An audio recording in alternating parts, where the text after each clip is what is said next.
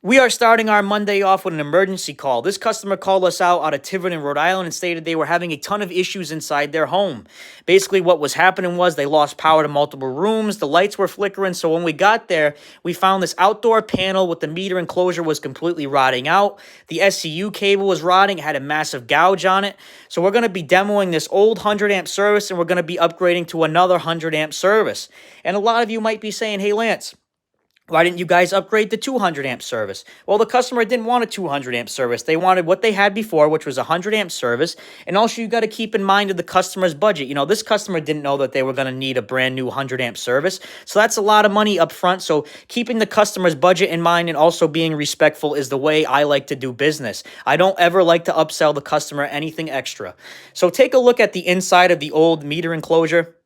They actually replaced that lug with, like a socket style, the hex style. And I can't believe someone actually opened this cover up and said, I know how to fix it. We'll just add a different style lug because that one's rotting out. I just couldn't believe it. So totally unacceptable. So here's how I like to do my new service. I like to put a bead of silicone all the way around that hub. That's going to seal my hub from any water getting inside there.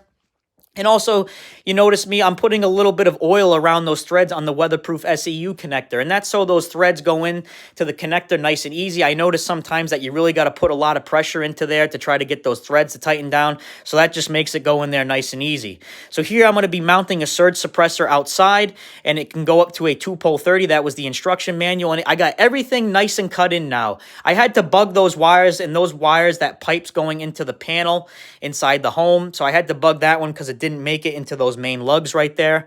And there is the meter enclosure right there. I got all those nice witness marks on there just to make sure that I torqued everything down properly.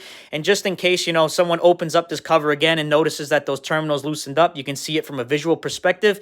And now we're going to be vacuum out the inside of the panel. And I can't stress this enough. You got to make sure you clean up after yourself. I don't like when people leave messes inside here. I printed out labels. I labeled it service disconnect slash, main service disconnect. That's where the panel's going. And I also labeled it on the outside. And that's the way the service looks. We got everything nice and straight going down that building there. Nice strip loops made up. And also they're going to be replacing the siding here. So, all that siding is going to be coming down very shortly anyways.